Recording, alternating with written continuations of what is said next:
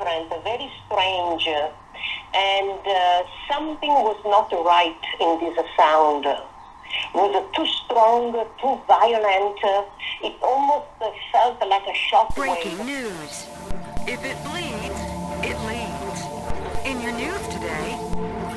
You are now tuned in to Dirty Laundry Media. Stand by.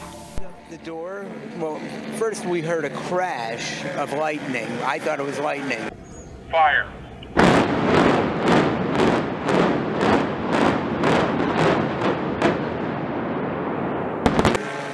And it went on for 30 seconds, I'd say at least. Fire.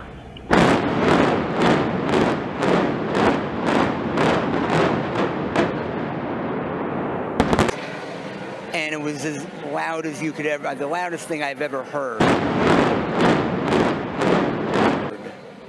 Now I know what a building collapsing sounds like.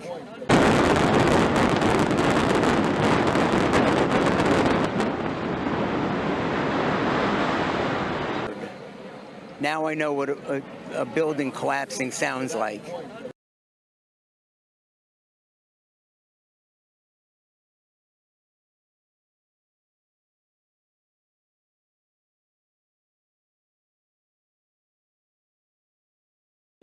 And we went out on our balcony, and Surfside police were already there, and we said, what should we do?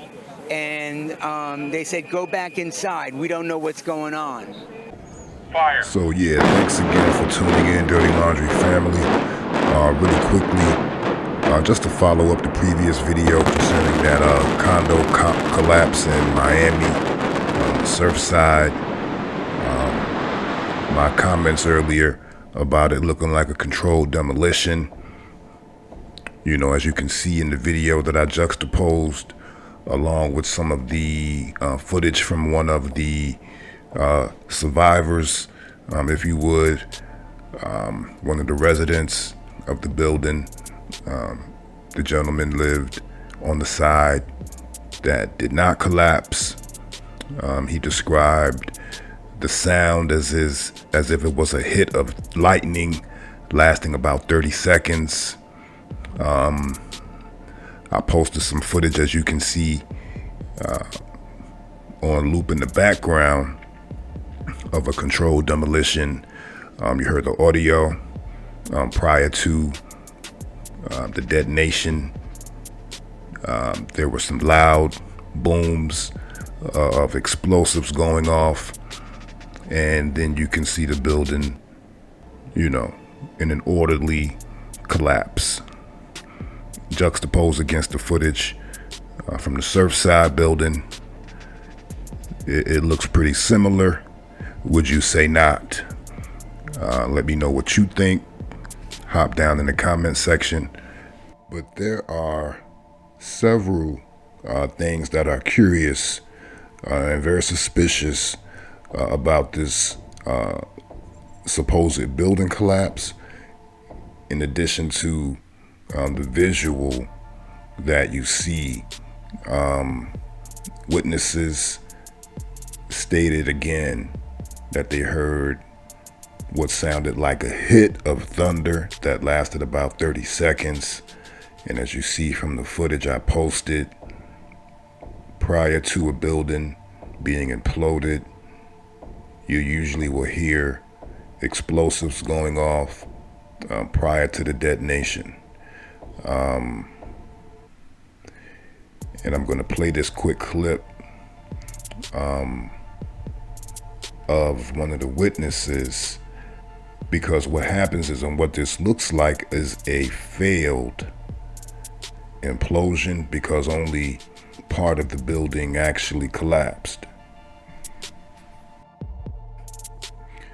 And what we may hear in the coming hours, because what happens when a demolition isn't complete, a partial failure of an attempted implosion, the structure is going to be unstable. It may tilt at a dangerous angle. Part of the building may still be filled with undetonated but still primed explosives. And that's going to make it difficult for workers to actually approach safely and to commence any search and rescue operations. But another thing comes from air overpressure that occurs during the implosion. If the sky is clear, the shock wave of energy and sound will travel upward and disperse. But if cloud coverage is low, the shock wave can travel outwards. This will cause windows to break and make damage surrounding buildings. As you can see in the footage, the other part of the building didn't collapse, but it did take severe damage. And shortly after the explosion or collapse, as you can see if you check on live footage now, it's raining in the area, which is also impeding search and rescue operations. So as I stated, there's a shock wave that may develop. If the sky is clear, the shock wave will move up and disperse. But if cloud coverage is low, as was most likely the case in this scenario, the shock wave will travel outwards. And let me pull up this clip really quickly. This is what this lady had to say. One moment. This rumbling was very different, very strange, and something was not right in this sound. It was too strong, too violent.